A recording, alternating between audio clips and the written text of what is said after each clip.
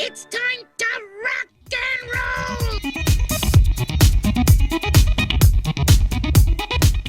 Whoops. Can you hear that? No.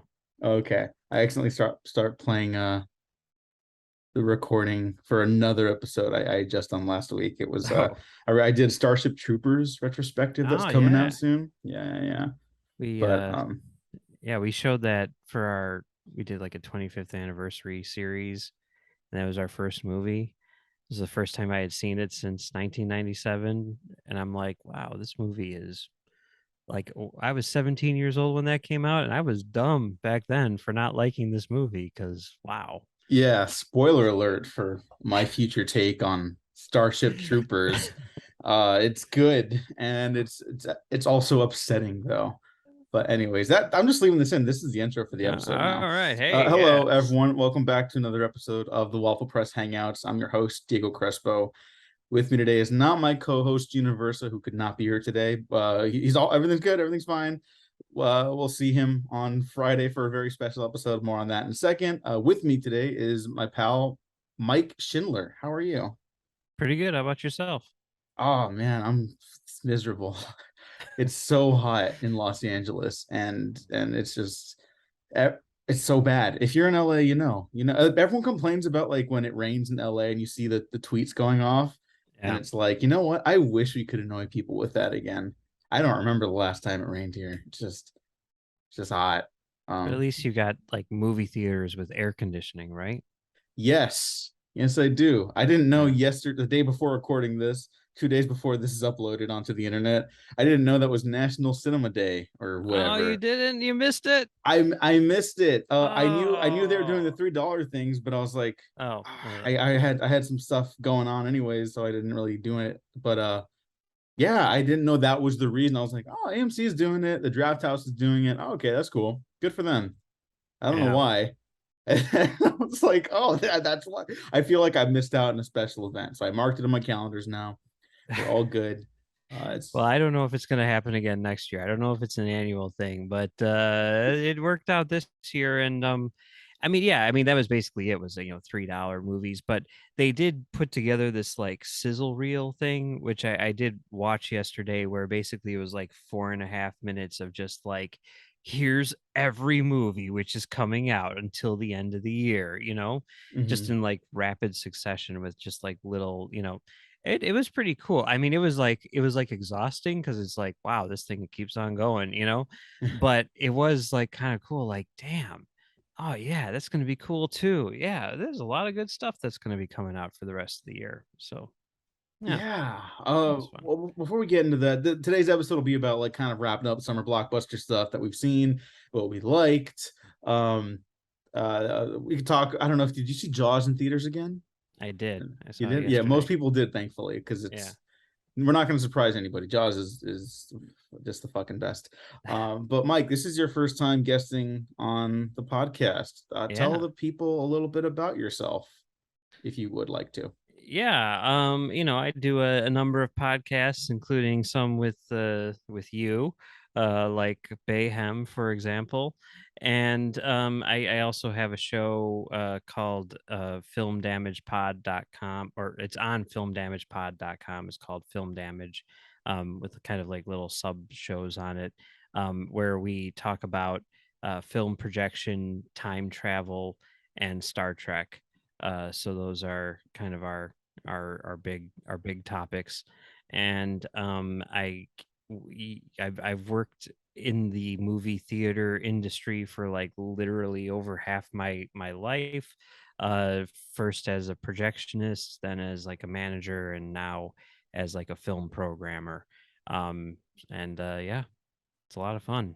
So yeah, it's a beautiful industry. I have questions about like, because you've seen the evolution of like film projection, where everything was film projected at one point, and now it's like there's like 3 theaters in the countries that do that like consistently. There's a few more than that, but yeah. They're few and far between for sure. Yeah. In your opinion, is it it's a professional opinion if there ever was one, like is there are we missing out on something by I didn't even prep you for this. I'm just curious about it because I'm thinking about this stuff all the time now. Everyone's Yeah. getting all existential about the industry all the time, but like, are we missing out on something by not having film projection all the time? Can digital projection like match that quality in your opinion? To me, like I'm very much like format agnostic. There's some people who are like, if it's not on film, it's not cinema, and then there's other people who are like, clearly digital, is perfect every time. And, why wouldn't you want that? Because it's much better quality all the way around. And I mean, the truth, of course, lies somewhere in between, right? I mean, neither of those statements are accurate. And I really think a lot of it comes down to the preference of the filmmakers and the content which is being displayed, and not so much your personal feelings on the subject. I mean, it's not, I mean, as this is filmmaking is not a it's not a democracy, it's a cheerocracy, right? I mean, as they say. And the filmmaker is the cheer tater. And why do people think they know better than the people who made the movie, right? I just don't know. That's my personal feeling, right? Like Mhm. there's times where you see, like, um I mean, obviously, like Tarantino is like, I want you to see my movie on film, right? And it's like, Yeah. okay, well, then I'm going to do that. And then there's other times where like Soderbergh is like, digital is clearly better. And it's like, well, good. Then why are people doing screenings of, Magic Mike double XL on film? Like that doesn't make any sense to me at all? Mhm. But if we're getting into like just like sort of the technical aspect, if we're looking at it like completely objectively, right, and not as like an artistic thing, um again, there's pros and cons, right? I mean, some advantages to film are especially if you're, I mean, to me the big advantage is that what you're getting is what was there originally, right? I mean, like, this applies more to like older movies than new movies, but like, who did the master for you know that Taken DCP or whatever, right? Who's to say that that digital version of the movie is what it looked like when it originally played in theaters? But on the flip side, that print could have been beat to hell or whatever. Or there could be something like Jaws, for example, which gets this like gorgeous 4K, master, and it's like that probably looks better than whatever print you're able to scrounge up. And I guess the other side of it is like, when it was film, you had people in the booth like monitoring this stuff, where now there could be like a very simple problem which literally nobody sees, and it'll just sit there for months on end because nobody knows what they're looking for, right? Whereas if it had happened, back in the film days, it would probably be caught on the first show. So, the flip side of that is you could have a projectionist up there who doesn't know what they're doing and scratches a print and on the first show and ruins it for the rest of the run. Whereas, here digital is perfect every time and whatever, at least, you don't have like a degradation in quality.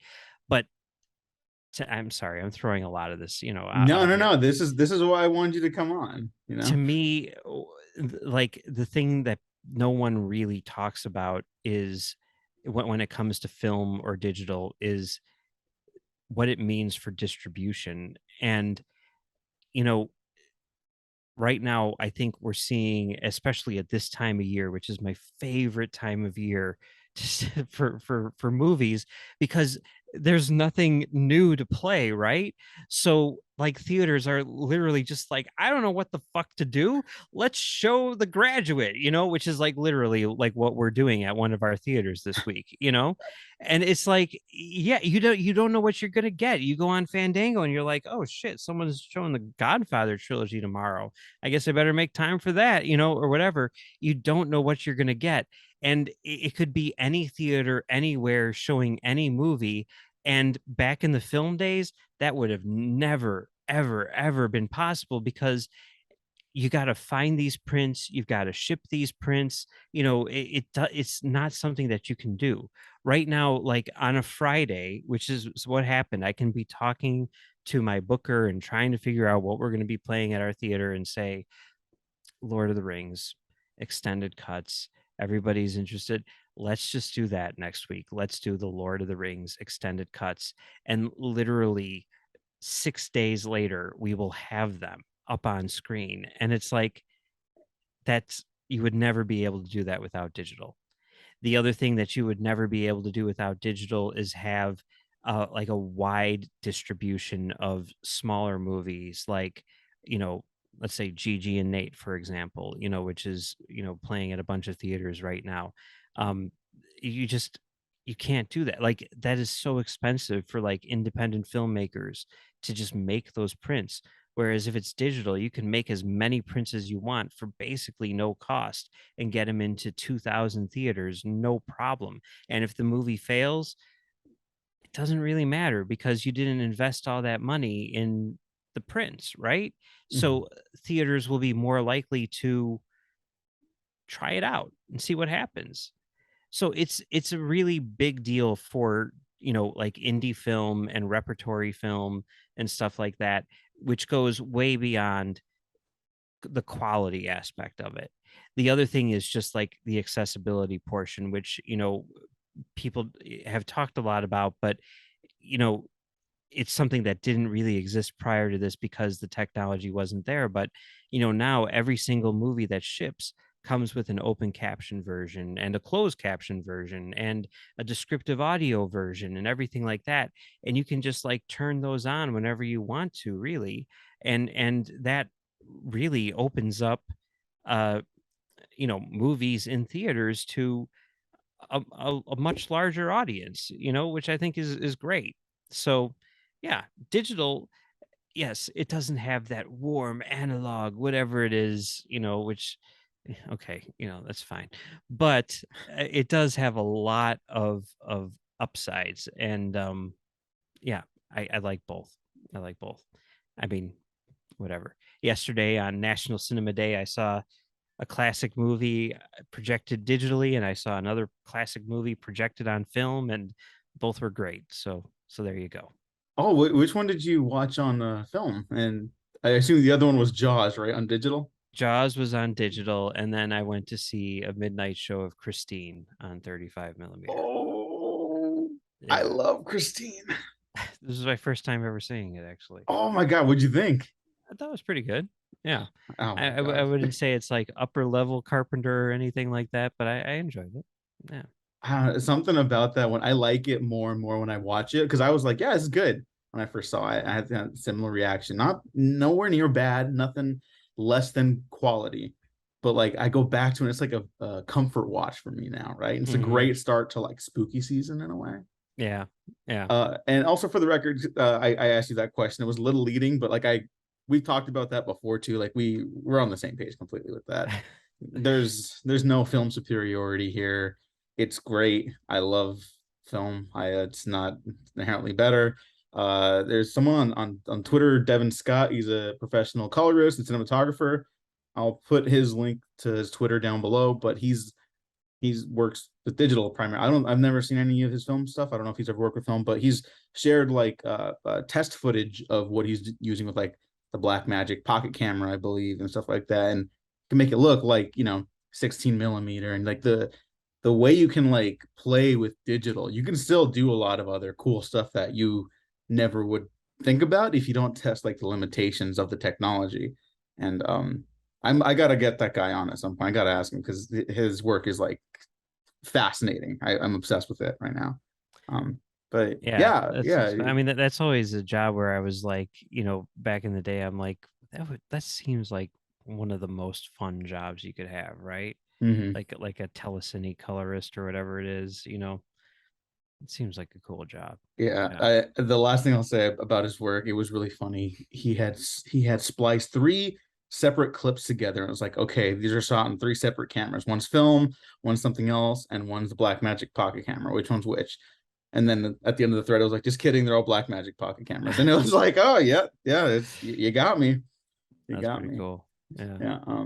But Mike, this is a big summer movie season because theaters are having a little bit of trouble, and I'm sure you and many other theater people have felt the weight of that, unfortunately.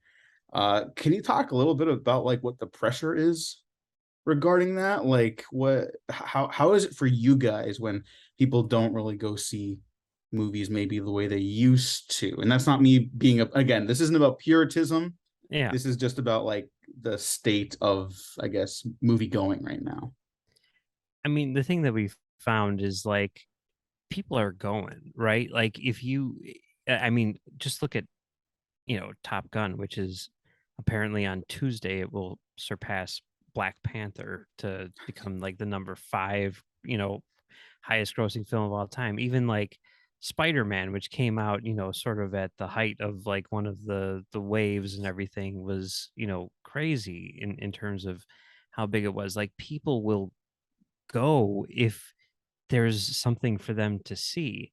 The problem is that there aren't nearly as many movies as there had been in the past, and that's kind of like our big challenge is like getting more movies. I mean, like there's like there was nothing this week. I mean, the big release was Spider-Man No Way Home. That's crazy, and then Yeah.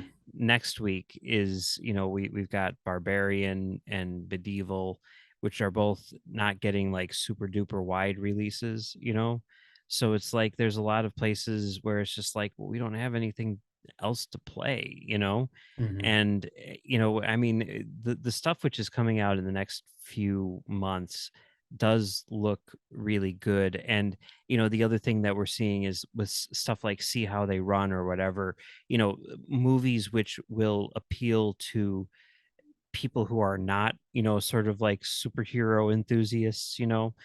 Ticket to Paradise is another one which looks like it could be like a sleeper hit and stuff like that. But like we just need more movies. That's really what it comes down to, I think. Yeah. I think it's the first time I heard that actually. And I'd agree with you, just from an outsider perspective on that matter. But like, that we were talking about like how digital distribution for film makes it so much easier. And it's like, but now we have maybe these big corporations not putting funding to lower budget, mid-range budget stuff to get out there unless it's like a big thing like Top Gun. I mean, I was surprised at how successful it was. Yeah. I still haven't seen it. I'm sorry. Oh But I man. know, I know. I trust me. I know. But like part of me always felt like, oh man, like I could see why it became a hit. I think it's something that like you need to see it on the big screen. This is an experience. And maybe just the way these other movies are being produced, like say positive or negative about the Marvel stuff, like you keep up with it because other people are keeping up with it because that's part of the experience. Whether or not it's a successful movie experience is a separate conversation, but it is a crowd experience at the end of the day in its own way. Yeah. And maybe some smaller stuff can't afford to create that big experience. I love me a good talkie drama, but it's harder to like get people interested in that. Like I Yeah. found there was a movie about the life of David Wayne or something like that. It's like Benedict Cumberbatch, Oh yeah, yeah, yeah. and I just heard about it like literally 2 days ago, and I saw some stills from it, and I'm like, wow, that looks incredible. Why haven't I heard of this? I was like, it cost like $1 million to make. That's why I haven't heard of that. The money went to making the movie. There's probably no marketing budget for that. It got dumped on Amazon, and that was the end of it. And it's like I have that to watch now, but Yeah. that looks like something I would have liked to have seen in the theater. And Yeah, it is crazy. Like, I mean, one of the things which I've sort of like learned over the course of this job is like how important that sort of like big scale marketing is. Like you'd always hear people talk about like, oh well, you need to if it's $100 million movie, you need to spend $100 million on, advertising in order for it to be a hit. And I always thought like that's insane. Like of course everybody knows that like Spider-Man is coming out. Like what do you have to do? But like I've really found that that is true. Like there's so many movies where like, it's like, okay, this movie is made by, you know, some filmmakers who have made like some of the absolute most successful movies of all time. It's starring a bunch of A-list actors. It's got a premise which would kill, and it's a really good movie. And the studio isn't marketing it at all, because they're thinking of it further down the line for whatever streaming platform they're on or whatever they're doing with it. And it's like, yeah, people, you mention the movie to people and they're just like, I haven't heard of that one. And it's like, wait, how have you not heard of this? This should be $100 million movie, and people just don't know that it exists. It's so bizarre. Like, yeah, I don't know, it's just interesting how that works. And I think we're in like our little bubble, with the world of film and film Twitter and everything, where it's like, of course we've heard about it, of course we're all looking forward to it. But you mentioned that to someone who isn't obsessed with movies, and it's just they don't know it exists. Mm-hmm. It's strange. Yeah, But like I think apart from Top Gun, the other biggest movie I had heard referenced in the real world, that's not like a Marvel movie, is Elvis, yeah. because multiple generations still know and care about Elvis, generally speaking, Oh yeah. right? Did you see Elvis? I did. Did you like I, it? I did. Did Okay, you see yeah, it? I did. I just rewatched it yesterday, and I was like, you know what, I liked it, and then I rewatched it, and I was like, no, I think this is kind of fucking great. Like, I think this is a great movie, and I Yeah. got emotional, and I got excited about movies, and I was like, I'm feeling things, but I'm like a Baz Luhrmann like defender. Like, I think the only one I don't like is like Australia, like, Yeah, that's a tough watch. yeah, I'm like they talked about how he's doing that extended version or whatever. He's yes. he's doing it as like a mini series on Hulu or something like that, and I'm like, of Australia. Um Oh, I and thought Elvis. No, never mind. sorry, That's sorry. okay. Yeah. It's okay. And I'm like he's even giving it like a different title or something. And I'm like, I find this to be very intriguing. That being said, I already feel like watching that movie took like 4 days off of my life. So I don't necessarily know that I can do this, but I support his whatever. But Yeah. yeah, Elvis, I mean, yeah, and that is definitely something that we've seen, I mean, you can just see it in the box office too. Like that movie and Top Gun have stuck around forever, and Mhm. it's a lot of people who don't go to movies, nearly as much as the sort of like mainstream. Like I don't hear too many kids talking about Top Gun or see too many kids coming out of Top Gun. It's all older people, and it's people who don't necessarily see a movie going to see it like multiple times, Mhm. like that's so weird. And Elvis, the same thing. Like I remember like when they did the exhibitor screening here back, a couple weeks before it came out. Our the owner of my company, who's in his 80s, he's like, oh man, I'm looking forward to Elvis a lot. And his son was like, just so you know, like it's gonna be weird, right? I mean, this is Baz Luhrmann.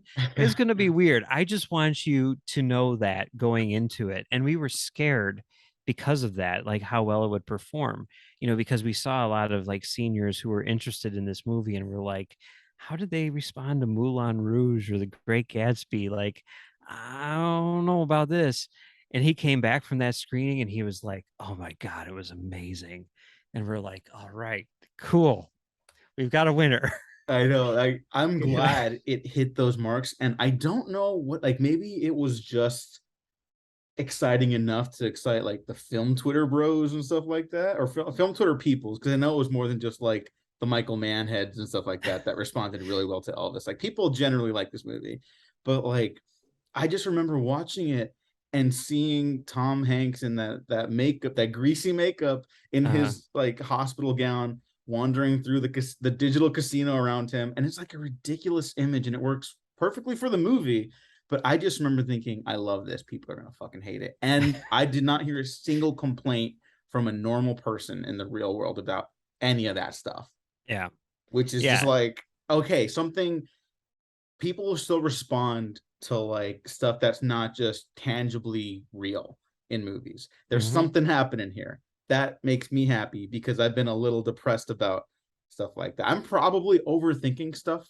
Just lately I've been like, man, can like something like 3,000 Years of Longing like ever find an audience? And that's a marketing failing too, that poor reception to that film, which is, I think, is excellent, by the way, and one of the best of the year. But like I get worried when I'm like, if it's not like superhero stuff or Star Wars or Lord of the Rings, are people like shunning things that are like stylistically different? And like, no, I just think we need to find a way to like kind of repackage it differently. Maybe I don't have an answer for any of that stuff I just brought up. I was just like, Elvis kind of re-inspired me, I guess, to interact with audiences more. No, I mean, people were definitely, I mean, they really did respond. I think because, I think a lot of people had like a personal connection to Elvis or whatever. And the weirdest one was I was I was pulling up to a theater, and like I was, just like going to see a movie, and I'm walking through the parking lot, and this woman was walking out of the theater, and like we crossed paths, and she's like, what are you going to see? And I'm like, oh, I'm going to see American Graffiti. And she's like, oh, really? They're playing that? And I'm like, yeah. And he's like, and she's like, I said, what did you see? And she's like, I saw Elvis. And I'm like, yeah, what did you think? And she's like, oh my God, it was great. They really screwed that guy over. Oh man, that guy, he was a bastard and everything. And like, she's just like really getting into it, like really not like even about like, oh, the cinematography was great, but just like they did Elvis wrong, like they really, screwed that guy over. And I mean, yeah, I think people just get emotionally involved in these things, which is what movies are supposed to do, right? And yeah, if you can do that, no matter how you do it, it's great. Yeah, like we were talking the last time we spoke, when I guessed it on your Kevin Smith retrospective, Yes, talking yes. about a Cop Out, which not a great film for me, but not angry or anything, just not, doesn't work for me. But that was a similar conclusion we came to, where it's just like, you want someone to be able to express themselves artistically with the art they're creating, and you want people to be able to respond to it however it's going to be like personal to them. Everyone's going to have their own personal attachments to it.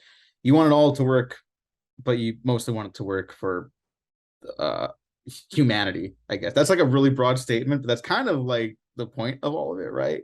Like, I don't need to like it as long as it like connects someone. Like that's fine. That's totally fine. This is the part where I turn it completely positive and say, I think this is actually a really strong year for movies, and especially big movies. Like, going back to like even the Batman, which I still think is like, it's kind of become another comfort watch for me. Like film noir mystery stuff is a comfort watch, and that one kind of lines up just enough of it, right? I'm like, yeah, I could put that on in the background. It's 3 hours. I can have that going on for a while. Tune in. Yep, that part's still great. Yep, that part's still great. Yep, Zoe Kravitz, hello, and then like, just keep going.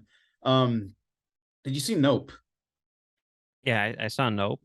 Yeah. Are you pro Nope? Yeah, I thought Okay. it was good. Okay. I mean, it was interesting because you said like, oh, we'll talk about some of the summer blockbusters, and I just went back through, like, I was just looking at like all of the releases, and I'm like, that was good. Yeah, that was good. And like, while there were none where I was like, this is the best movie ever made, like I don't think there was a single one where I was like, that one actually sucks. Yeah. I enjoyed every single one of them. So But you're a yeah, more you're a Morbius stan. That wasn't in the summer. No, you're good. You're good. We're not doing that one. Yeah, but yeah, no, Nope, I did see. Obviously, I was really looking forward to it because Jordan Peele, and then also the idea that it has some sort of like sci-fi element to it, like that. Really appealed to me. In the end, I thought it was good, but I feel like it fell a little short. It felt a little more contrived than some of his other stuff. I definitely don't think it's as good as Get Out or anything like that. But I enjoyed it. I don't feel the need to go back and watch that one again like anytime soon, but I did think it was good. Yeah. That's Yeah. interesting because I think it's my favorite of the year. Okay. All And right. I've seen it 5 times Oh now. wow. I saw it 4 times like the weekend. I missed it opening weekend because I was at Comic-Con. Go check out our Comic-Con reaction episode. We did like 2 of them just to talk to people we were hanging out with at Comic-Con and stuff like that. And it was tons of fun. I've great recording time with that. And but I didn't get to watch Nope until the second weekend, right? And then I saw like every opportunity I had, and I thought it was fucking scary as shit. First of Mm-hmm. all, I've seen some complaints about. There's 2 complaints I can get on board with. One, the monkey does not look fantastic. However, if it looked perfect, it would be the scariest single image ever released to the human public. It Yeah. would like ruin people's lives. That would be the most horrific thing you've ever seen in your entire life. Two, the thing with the cinematographer at the end, not his appearance in the film, but how that plays out. I can see someone being like, "Well, hang on, that's a little, that's just take your word contrived." I can When he pulls out his see that. IMAX film camera and starts hand cranking it to whatever and all that stuff. I love that stuff. I mean, I really do love the movie, and I think it's like for me, these are not problems. I think the issues make it more interesting, if that makes any sense at all. And that might sound like I'm just like giving the movie a pass. Like I really, truly, from the bottom of my heart, believe that. I think it is such a fascinating. Like there's so many different things you could read into it regarding like the very act of like filmmaking, why someone films something, the idea of how we engage a spectacle. Someone called it upside down Jaws, which is like I wish I'd come up with that. I don't know. I don't remember who called that, but that is like so Yeah. clever. Yeah, that's good. And instead of the fin, it's the flags, and it's Uh-huh. perfect. It's the perfect metaphor for the movie. How Hollywood treats and exploits people, animals. Mhm. Um, it's it's so much. There's so much going on, and I I honestly want to watch it in theaters until it leaves theaters, and then I'm gonna watch it in theaters more after that. And I'm very, very happy that every normal person, again, every normal person outside of film theater that I saw it with, also responded very positively to it. Although I did find out a bunch of my friends have not seen Jaws, which is something I will rectify as soon as possible, because it's Hey, like it's in theaters now. I Number know 10 at the box office. So I'm head gonna on out. hit up the group chats right now and be like, we're going right now after this recording. Let's go.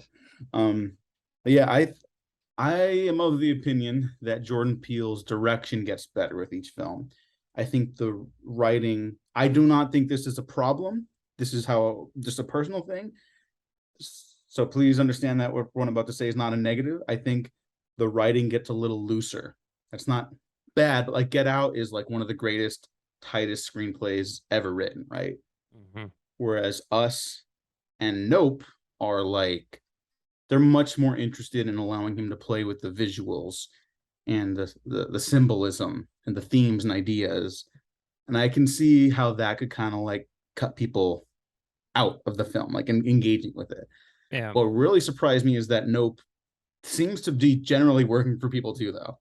Like I thought Yeah. after Us, there was going to be like a big Jordan Peele backlash, like, oh, he's lost it. He's a hack. He's a one trick wonder, whatever. And it's like, no, people. I've seen all the 5 stars on Letterboxd from like people that didn't like Us.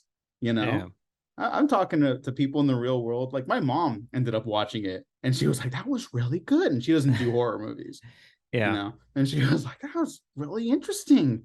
and scary. And she's right. My mom's right. It was fucking scary. Yeah. I don't know. I could talk about Nope all day. There are many smarter people than I. Richard Newby's article, I'll link it down below. Great pal of the show, great writer. Going to bat against a bunch of shitty trolls on Twitter right now, so go support him. It's a great guy. He's written like the definitive piece on Nope, so just go check that out. So as someone that hasn't seen Top Gun, why should I go watch it while it's still in theaters?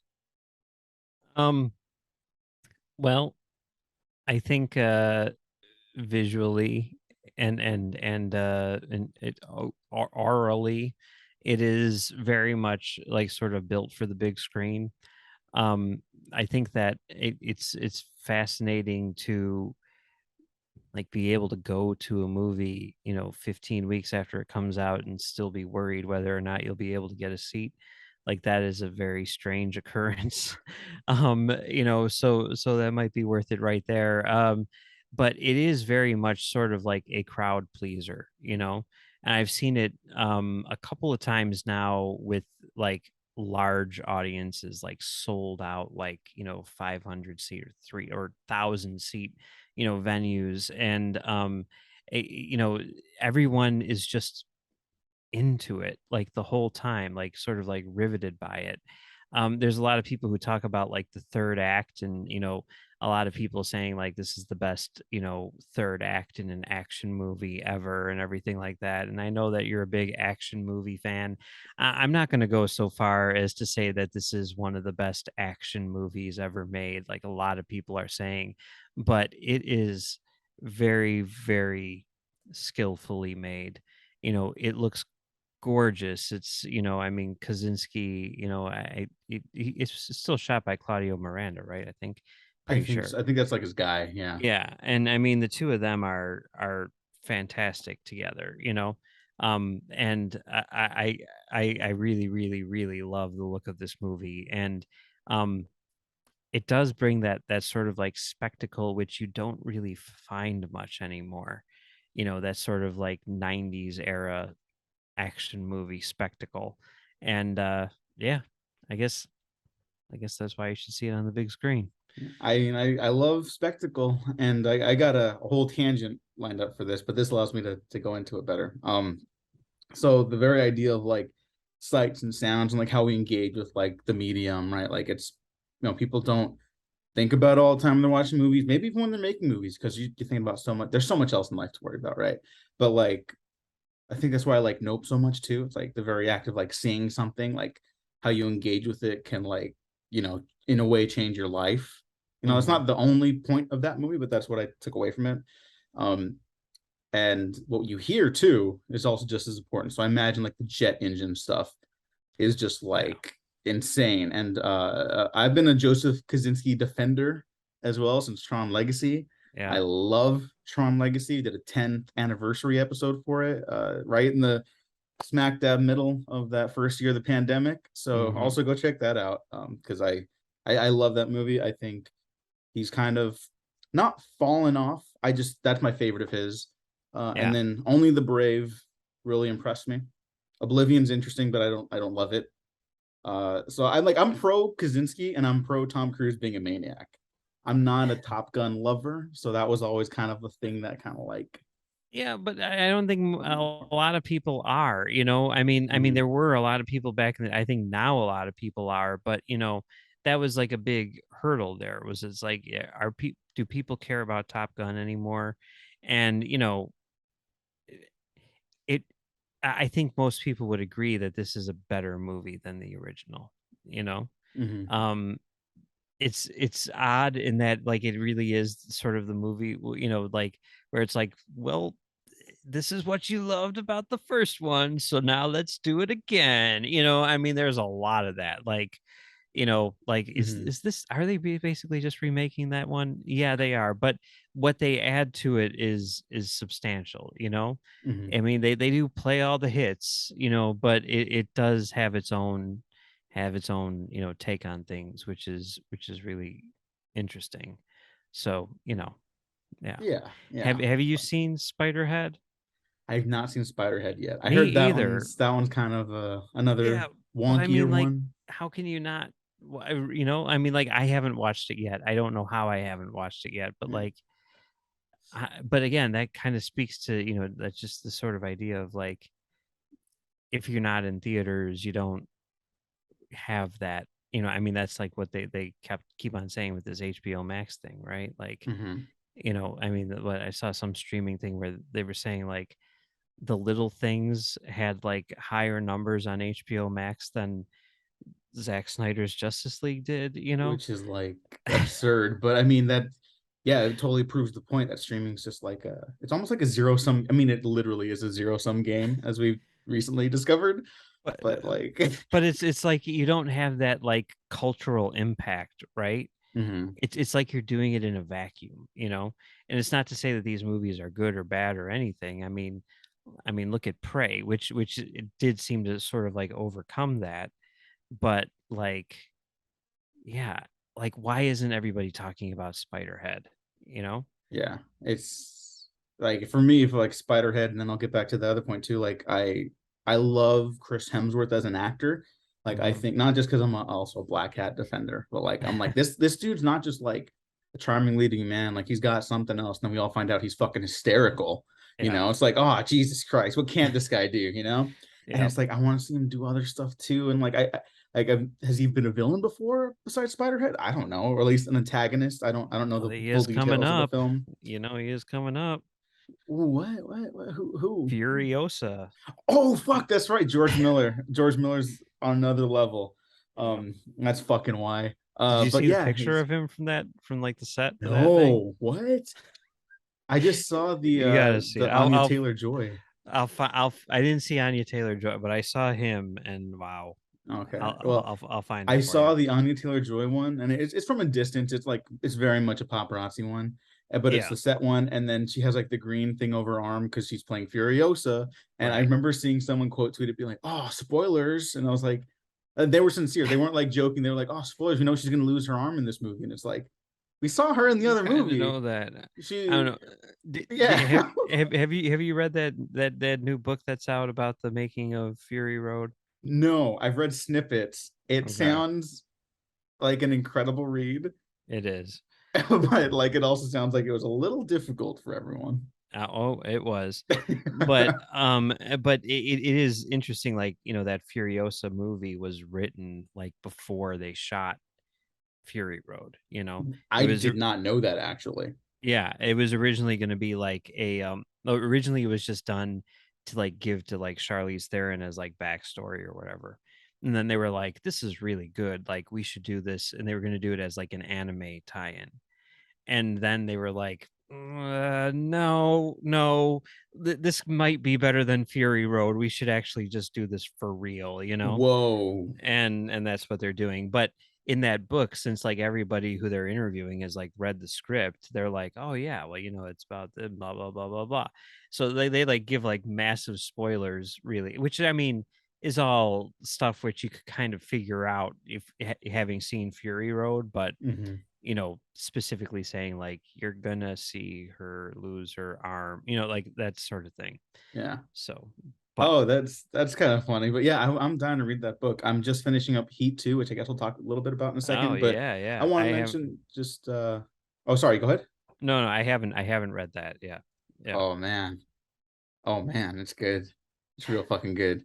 Also, if you haven't heard the audiobook voice for it, I recommend just reading it. But like, if you haven't heard the audio voice book for it, it's incredible. It's the Who? most fucking like some dude who wakes up in the morning, has straight black coffee after smoking a pack of cigarettes, hard boiled detective voiceover ever. It's borderline ridiculous and it makes it perfect. Who But I do you just know want who to does it I or have not? no idea who does it. Okay. It's some professional reader, I guess, but Yeah. they do great work. It's Yeah. hysterical. But like as for like the spectacle blockbuster stuff, you know, like I went to the Academy Museum for the first time this weekend with the Oh, new yeah I'm with jealous. oh my Yeah. god, it was shout out to Ethan and Abby, wonderful film Twitter pals who I've known for a very long time. But they came in from out of town and they were like, "Oh, let's go have lunch and meet up." And so we went to the El Coyote by the New Beverly, and then they were like, "You want to go to the Academy Museum with us?" and I had like 5 hours to kill before this art show, and I was like, yeah, sure, why not? And we just had a blast going through the stuff. And there are all these different exhibits. You know, you see like the sled from Citizen Kane, basically a shrine to Thelma Schoonmaker, who, you know, is a goddess, the greatest, maybe the greatest living editor right now. And just all this great stuff. I'll probably post pictures on Twitter after this episode goes up, because it's really remarkable. I recommend, if you're in the area, go check it out. I don't know why I don't live there, frankly. But then we come across this one room. I believe it's on like the second level, third level, and there's a one room dedicated to Hilder, the composer who scored the music for the Joker movie I don't care for. Hilder, I forget her last name, but she's very talented. Yeah, her work is good. And it's just a dark room with a dim red light in the center. You have to adjust your eyes before you walk in. There's nothing in there except for the red light and the sound playing. It's the most I've ever enjoyed the movie, and it genuinely did feel like I was being taken somewhere else. And I just kind of had like this other revelation where I was like, oh fuck, like you can do a lot like artistically just by hearing something. You know, and I feel like that's something we also forget about, not just like the big screen experience, but like what we hear, how we like listen, what we listen to, like, because I wanted to stay in there, and I don't really know why. I don't like that film. The score is good, but I'm not like obsessed with it or anything like that.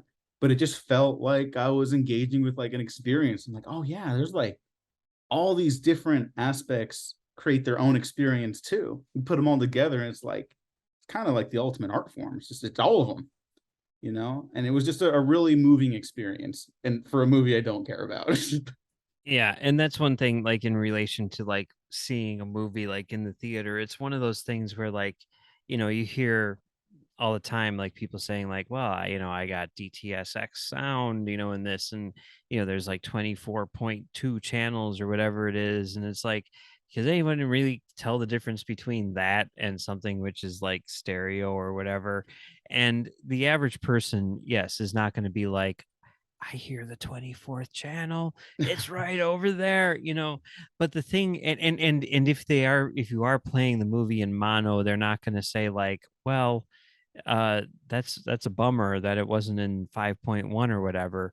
But there is something on a subliminal level which I think really does impact people, where like if they're going into something that has like a really really sort of like kick-ass sound system or whatever, and they're watching a movie like Top Gun where you like feel the bass, like that is going to leave an impact, which you may not be able to put your finger on, whereas like seeing it, at home with your TV speakers or whatever, it's not going to have that, and I think that that's all something where it's like you never you never get credit for like the good sound, in a lot of ways, but like it impacts people's experience so much, like sometimes more than the picture, or many times more than the picture,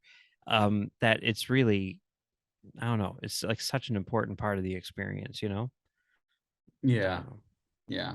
um I completely agree, because Yeah. I think every once in a while I'll catch something in a movie where it's not just like dialogue quality, like in terms of like the writing and the speaking of it, but like sometimes I wonder like if I'm supposed to be hearing the music more or the dialogue more.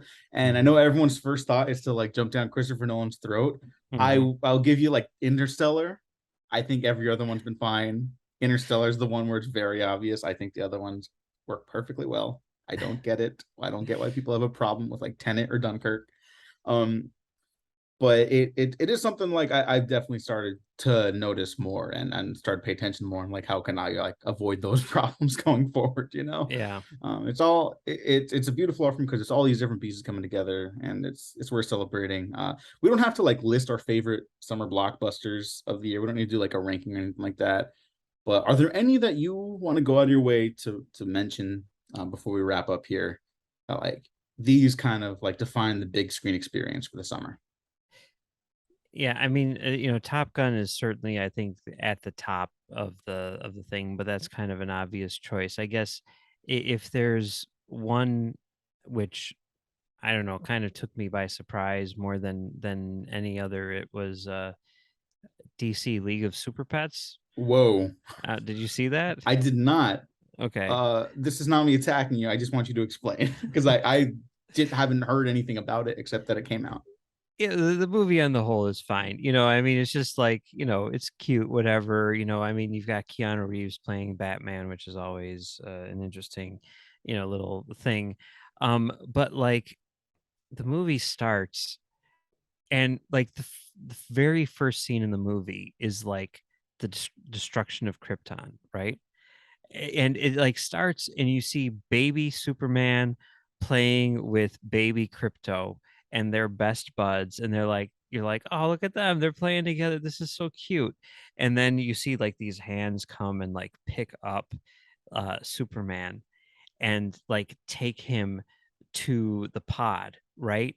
And the whole thing is done from Crypto's perspective. And he's like, what's going on? That's my best friend. And he's like running to like chase him and like Jor-El was like no, you can't go, that sort of thing. And like as the pod is like about to like take off, like the two of them like lock eyes, like, oh my god, like I'm about to lose my best friend, right? And Crypto like lunges out and jumps into the pod as the thing is closing, and then they take off, and then Jor-El's like, well, at least he'll have a friend. And I'm just sitting there and I'm like, why the fuck am I crying my eyes out at DC League of Super Pets? um but that's how it went down. Like I looked over at my wife and the two of us were just like completely wrecked. And um it's a good movie. I enjoyed it. That's you know what? I'm full of shit because I totally did forget. There's one thing I know about it. Steve Jablonsky did the score, and one of my film Twitter pals put up a bit of the Superman theme in that, Yeah. right? And Steve Jablonsky, like he has the original John Williams score like interwoven into it, and I was like listening to it, and I was like, why the fuck is this so good? Yeah. I mean, Steve Jablonsky's been like super underrated. I know people don't care about the Bayformers. I think the music for those movies has never been less than kind of remarkable. Yeah. At least very good. I Yeah. think those Transformers scores are kind of iconic now for a generation at least. Yes. And Steve Jablonsky, he's got it. He's just one of those guys that's got it. But that's kind of amazing to hear. And like, I mean, I've been outspoken about having my frustrations with superhero stuff, but like, it's not because I don't like superheroes. It's just like, stuff like that. They can be very moving stories. Like, I mean, that's kind of a relatable like story beat. Yeah. It's like having to say goodbye to pet your pal. It was always there with you, and like that's a very sad thing. I think that's a very understandable reaction you had, and if the movie can like tap into that, I mean, who am I to judge anyone for enjoying that? You know. Yeah, I mean it's not it's not super duper great, but it's good. I mean it has its moments. It Is has that it like has the a high lot of point? It opens on a. I guess so. Yeah. I mean it has a lot of cool moments. I mean some of the plot gets a little heavy, and stuff like that. But for the most part, I think there's a lot of funny stuff in there, and yeah, and it also has a credit cookie, which is pretty weird. Where it's like the first time that I think The Rock like posted it online, but it's the first time that The Rock plays Black Adam actually. So Wait, what?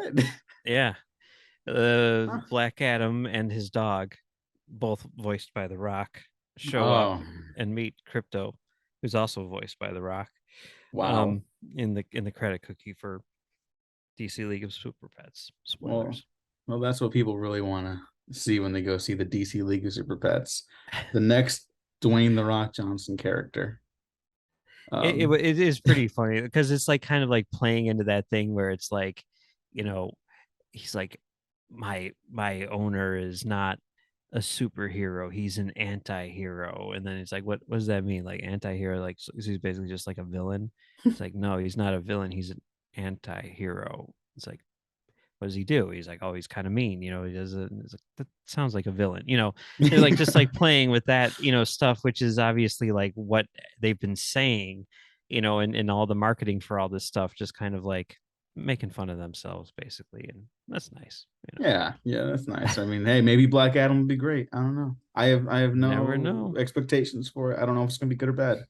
I'm not coming in with a position on it. I'm just gonna go for my boy. No, not Juan Antonio Bayona. He did The Shallows, Orphan. Oh, Jean Colette Colette. Serra. Yeah. Jean Colette Serra. Yeah, Yeah. great director. Maybe less so recently, but we'll swing back around to that. We'll swing back around to that. So that's the one we're gonna leave off with then, the DC League of Super Pets. Sure. It's totally fine if you do. Yeah. Yeah. Okay, cool. I'm just gonna recommend Prey again because Prey it's kind of awesome. Yeah. It's like it's kind of a boring response to be like, this is the best Predator sequel, but like I say this as someone that likes all of them. It kind of is. It's the best Predator movie. I don't know why people keep on Whoa, specifying. I don't know. It's the best Predator movie. I don't know about that. John McTiernan at the top of his game is kind of like unimpeachable to me. So I agree, but I do not think that the Predator is him at the top of his game. Oh, either, but, okay. We better end the podcast now. Here's my bold prediction based on nothing other than industry trends and personal relationships with between filmmakers or whatever. Dan Trachtenberg will direct the next Star Trek movie. I'm calling it right now. I hope you're fucking right. Because they cannot fucking keep it. They've gone through like 5 directors on Star Trek 4. How hard is it? They have the cast. Just pay them their money and just come on. We did our Star Trek podcast together with Marcelo Pico at Talk Film Society. Go check that out too. Yeah. Star Trek Beyond, we all like it. Most people like it. Go do another one. The time's been allotted. You can risk the $100 to $200 million again. Go. People will go see it. More time will have passed between Beyond and this movie than between Nemesis and 09. God. Yeah. That's criminal. It's crazy. That's upsetting. Okay, that's where we're ending the podcast. We need to band together to save the Star Trek film franchise because the TV stuff seems to be doing pretty good. That's another thing. People are watching the Star Trek shows, not me so much. I kind of sorry. I'll catch up on one of them eventually. But people are into it again. So like, the audience is there. Go do it. Yeah, exactly. Yeah, you got however many shows they're doing right now. Lower Decks is killing it. Everyone's loving Strange New Worlds. Yeah, let's do it. Let's get one of these on the big screen. Yeah. And until then, Mike, thank you so much for joining me. Where can the people find you online? Oh, you can find me on Twitter and Letterboxd at Mumbles3K. And you can also find me on my website, filmdamagepod.com, where we talk about film projection, Star Trek, and time travel. All right. And you can find me at the Diego Crespo. Check out the Waffle Press on Twitter, YouTube, SoundCloud, Spotify, iTunes, and Patreon. Get early access to some retrospective stuff. See what else we got cooking. On Friday, we'll be doing a live show live from I forget which bar, but it's Regine's birthday, so we'll be doing it there. I think it's going to be tons of fun, and if it doesn't go great, it will go great. But I'm only talking about like the technical issues because I don't know what the reception is going to be like there. But regardless, it's going to be a lot of fun. Please check it out. I'll post after this episode goes up. The one I just recorded with Mike, there'll be infographics and stuff like that to keep you all posted. But again, thank you, Mike, for joining me. It was tons of fun. We still got to do the ambulance for the Bayhem retrospective, so let's hit up Marcelo again and get that going. Thanks for listening, everyone. Thanks for watching. We have been professionally unprofessional.